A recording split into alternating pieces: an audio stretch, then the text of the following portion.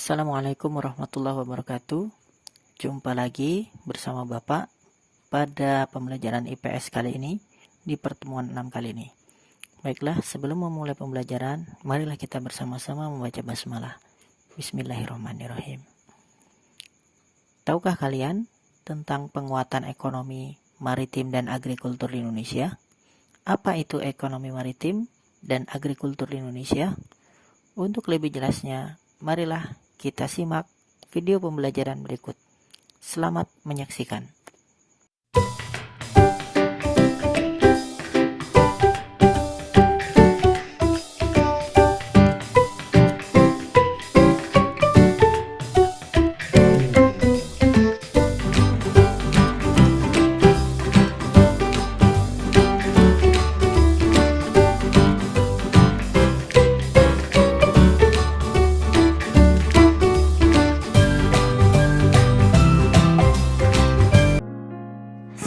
Penguatan ekonomi maritim. A. Potensi ekonomi maritim Indonesia. Apa yang dimaksud dengan ekonomi maritim? Ekonomi maritim atau maritime economy merupakan kegiatan ekonomi yang mencakup transportasi laut, industri galangan kapal dan perawatannya, pembangunan dan pengoperasian pelabuhan beserta industri dan jasa terkait. Dan apa yang dimaksud dengan ekonomi kelautan? Ekonomi kelautan atau marine economy merupakan kegiatan ekonomi yang dilakukan di wilayah pesisir dan lautan serta di darat yang menggunakan sumber daya alam atau SDA dan jasa-jasa lingkungan kelautan untuk menghasilkan barang dan jasa. Apa perbedaan dan persamaan ekonomi maritim dengan ekonomi kelautan? Perbedaannya adalah ekonomi maritim merupakan kegiatan ekonomi yang mencakup transportasi laut, sedangkan ekonomi kelautan merupakan kegiatan ekonomi yang dilakukan di wilayah pesisir. Persamaannya adalah keduanya sama-sama bertujuan untuk meningkatkan kesejahteraan umat manusia. Contoh kekayaan Indonesia di bidang ekonomi maritim dalam bentuk pengembangan rumput laut. Rumput laut merupakan kekayaan sekaligus keindahan bawah laut untuk menarik wisatawan, baik asing maupun lokal. Menurut Kementerian Kelautan dan Perikanan tahun 2010, terdapat 108 kawasan konservasi perairan dengan luas 15,78 juta hektar, yang diharapkan dapat meningkat menjadi 20 juta hektar pada tahun 2020. Beberapa daerah memiliki keindahan bawah laut yang sudah sangat mendunia dan menjadi spot menyelam yang wajib dikunjungi para penyelam atau divers, seperti Bunaken, Sulawesi Utara, Raja Ampat, Papua Barat, Labuan Bajo, dan Wakatobi. Apakah kalian mengetahui bahwa sekitar 75% dari total wilayah Indonesia terdiri dari wilayah perairan atau lautan?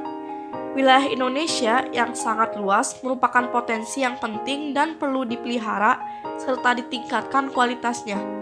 Berdasarkan statistik perikanan tahun 2012 dari Food and Agriculture Organization (FAO), Indonesia merupakan negara peringkat kedua dalam produksi perikanan tangkap dan peringkat keempat dalam produksi perikanan budidaya. Indonesia juga merupakan negara kedua dalam hal banyaknya jumlah kapal yang dimiliki setelah Tiongkok. B. Kondisi ekonomi maritim di Indonesia dan negara-negara ASEAN. Keprihatinan terhadap sektor kelautan nasional mengharuskan adanya kebijakan strategis untuk mempercepat pengembangan keunggulan di berbagai subsektor kelautan. Pembangunan ekonomi maritim ingin menjadikan kekayaan potensi kemaritiman sebagai landasan untuk mengadakan ketersediaan infrastruktur yang berkualitas terutama di sektor kemaritiman. Dengan demikian, iklim bisnis dan investasi maritim yang baik akan berkembang. Pembangunan di bidang kelautan diarahkan untuk mencapai 4 tujuan, yakni 1. Pertumbuhan ekonomi tinggi secara berkelanjutan. 2. Peningkatan kesejahteraan seluruh pelaku usaha, khususnya para nelayan, pembudidaya ikan, dan masyarakat kelautan lainnya yang berskala kecil. 3. Terpilihnya kelestarian lingkungan dan sumber daya kelautan. 4. Menjadikan laut sebagai pemersatu dan tegaknya kedaulatan bangsa. Selanjutnya, kondisi ekonomi maritim di Indonesia dilihat dari A. Sektor pelayaran. Sebagai negara kepulauan terbesar di dunia, industri pelayaran merupakan infrastruktur bernegara. Namun dalam realita, industri pelayaran nasional saat ini dalam kondisi belum begitu baik. Ditinjau dari segi daya saing, pangsa muatan armada kapal nasional masih tergolong rendah. industri galangan kapal yang sebenarnya sangat strategis hingga saat ini belum berkembang.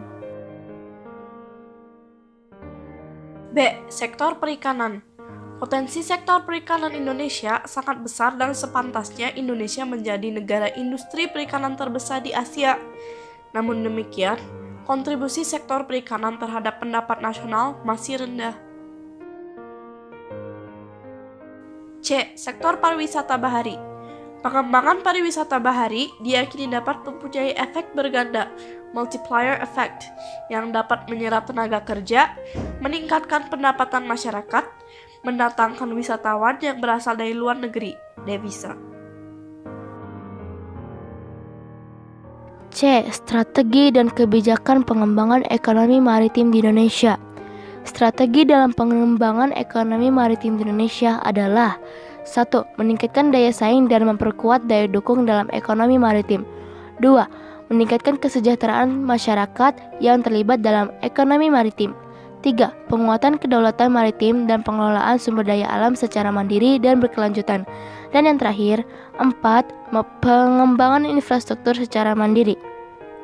Lalu, kebijakan dalam pengembangan ekonomi maritim di Indonesia adalah 1. Membangun sekolah pelayaran dan perkapalan untuk meningkatkan kualitas SDM dalam sektor ekonomi maritim. 2. Memberikan pelatihan kepada para pelaku sektor ekonomi maritim. 3. Melakukan patroli laut untuk mencegah masuk dan beroperasinya kapal-kapal pencuri ikan. 4. Melakukan penindakan terhadap kapal pencuri ikan. 5. Melarang beroperasinya metode penangkapan yang merusak ikan. 6. Bermodernisasi peralatan tangkap nelayan. 7. Membangun infrastruktur pengolahan ikan. Nomor 2. Penguatan agrikultur di Indonesia. A. Potensi agrikultur di Indonesia. Apa yang dimaksud ekonomi agrikultur? Ekonomi agrikultur merupakan upaya peningkatan perekonomian dengan memberdayakan sektor pertanian. Kegiatan pemanfaatan sumber daya hayati yang dilakukan manusia untuk menghasilkan bahan pangan, bahan baku industri, atau untuk mengelola lingkungan hidupnya. Potensi agrikultur di Indonesia termasuk 1. Potensi pertanian yang sangat baik. 2. Pembangunan pertanian yang sangat baik. 3. Kontributor besar dalam pendapatan nasional. 4. Penyediaan bahan baku industri dan pangan terbesar. B. Peran agrikultur di Indonesia. Di antara lain ada 1. Penghasil devisa negara melalui ekspor. 2. Potensi SDA yang besar dan beragam. 3. Pangsa terhadap pendapatan nasional yang cukup besar. 4. Penyerap banyak tenaga kerja sehingga dapat mengurangi angka pengangguran.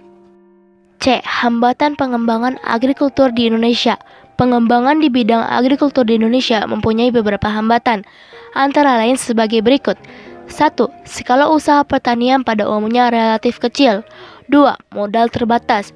3. Penggunaan teknologi masih sederhana. 4. Dipengaruhi musim. 5. Pada umumnya berusaha dengan tenaga kerja keluarga. 6. Akses terhadap kredit, teknologi, dan pasar rendah. 7. Pasar hasil pertanian sebagian besar dikuasai oleh pedagang-pedagang besar sehingga akan merugikan petani. 8. Alih fungsi lahan pertanian menjadi lahan non-pertanian. Dan yang terakhir, kurangnya penyediaan benih yang bermutu bagi petani. Nomor 3. Strategi pengembangan agrikultur di Indonesia.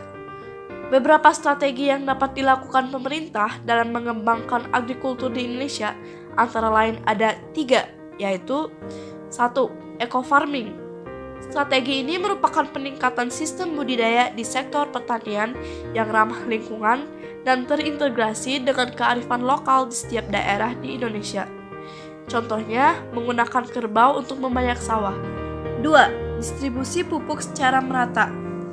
Petani diminta pemerintah untuk menjumlahkan kebutuhan pupuk untuk kebutuhan tanamannya per hektar selama 1 tahun sehingga dapat mengetahui kebutuhan pupuk selama setahun dan menyediakan stok pupuk sesuai kebutuhan. 3. Perbaikan irigasi. Pemerintah mengusahakan keterjaminan ketersediaan air untuk pertanian dengan perbaikan atau pengadaan irigasi yang baik. Terima kasih atas perhatian. Ada pertanyaan? Sekian dan terima kasih penjelasan dari video yang Bapak sampaikan. Semoga bermanfaat. Catat hal-hal yang penting yang tadi yang sudah disampaikan. Jika ada pertanyaan, silahkan lanjutkan via WA. Sekian dan terima kasih. Assalamualaikum warahmatullahi wabarakatuh.